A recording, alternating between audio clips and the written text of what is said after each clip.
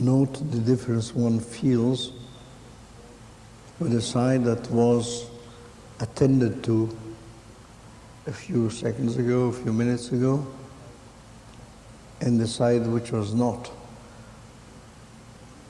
Because, believe it or not, even when we turn to the left, most of the muscles on both sides work.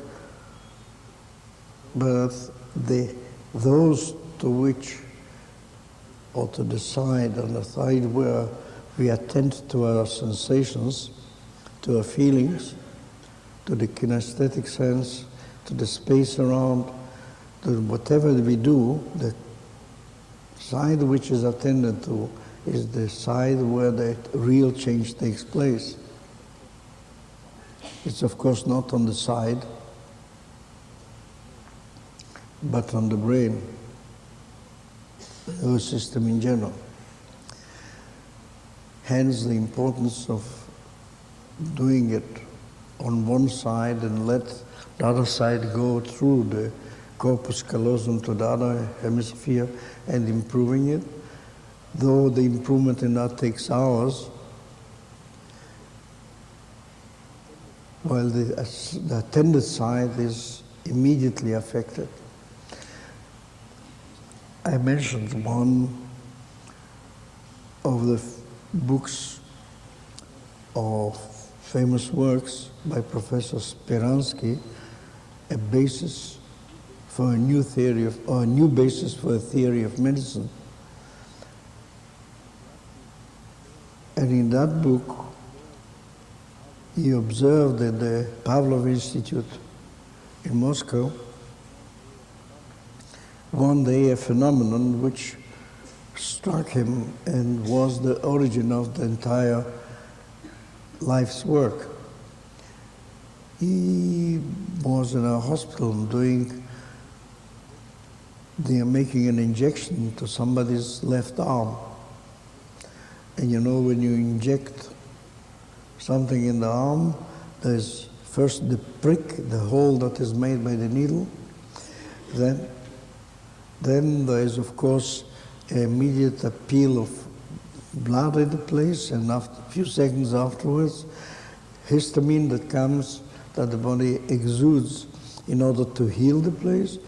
And of course, the content that was injected produces a swelling, which is usually red, and around it, of course, there's a pale round thing which looks pale compared with the redness. In other words, you find a thing, a red point, a swelling, a little bit skin lifted by the liquid that was injected, red around, swollen around the point which the injection was made, and around it a white halo or whatever it does or doesn't. He injected that in the left side and looked a minute and thought that he was getting a bit cuckoo, hallucinating, because on the other arm, on the right arm, on the same spot approximately, means the symmetrical spot on the arm, you saw a funny thing. Instead of the red spot where the needle came in, it was very white, a very tiny white spot. Around it,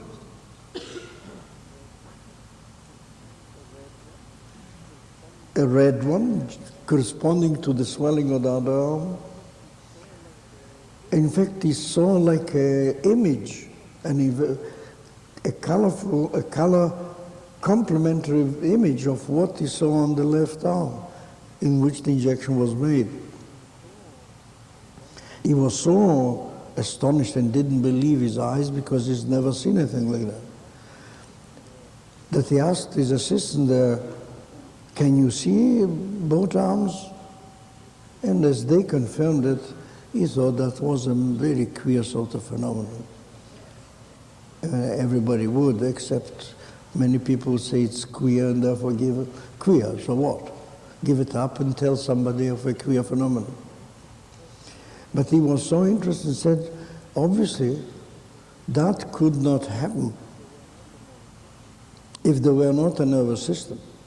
How could the right arm reproduce a kind of, say, a mirror image or an inverted color image of something that happened to the left arm?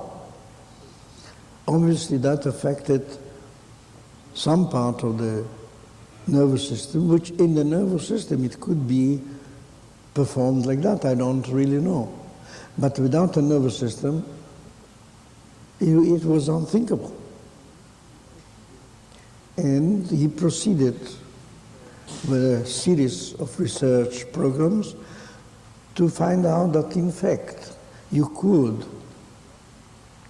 alter the reactions of the body, so to speak, because he didn't think of mind and body at that time, except nervous system and body, which in fact the nervous system is also a physical solid, so to speak. It's a bit wet, and not so solid, not hard, but it is a material support of the functions, like the material support of the body. Therefore, the brain is also body.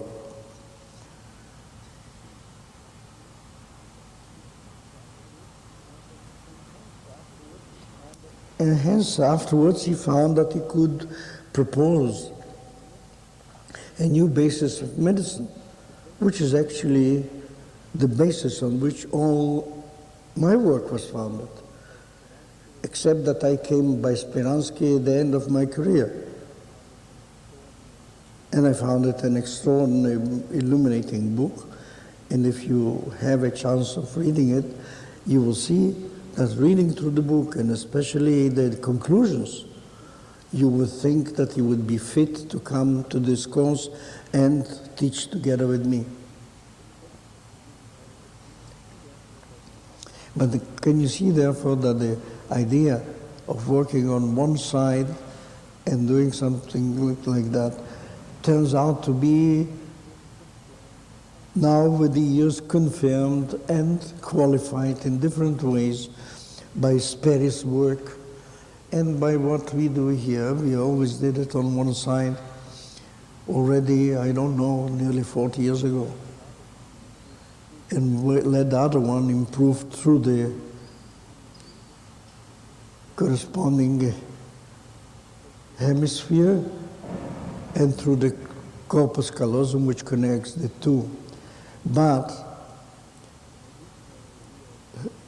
the original idea of working on one side, of course, came through the functional observation on myself.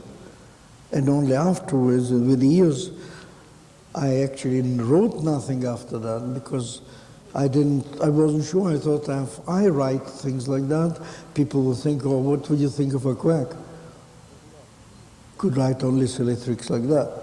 Therefore, I waited years until I found Penfield Sperry talking about phenomena which confirmed my original functional observation. And of course, I used it all the time, but I never wrote about it. And also the way the transference is made from one side to the other in the brain without having the thinking apparatus, the intentional memorizing involved, makes it an organic learning. It's learned inwardly through the system itself, being transferred from one side to the other completely without our intention, just like the digestion is performed, where we have no idea how it's performed. Yet obviously it is performed. And then obviously the brain works like a unit, and it is transferred from one side to the other. Otherwise we would, if we worked only on one side, and the other one mentally would go on becoming more and more crooked, which is not the case. It's the other way around.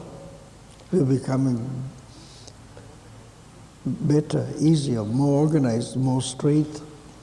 Posture improves instead of deteriorating, which it would if we did on one side, and it wouldn't be transferred to the other side through the internal structures of the nervous system.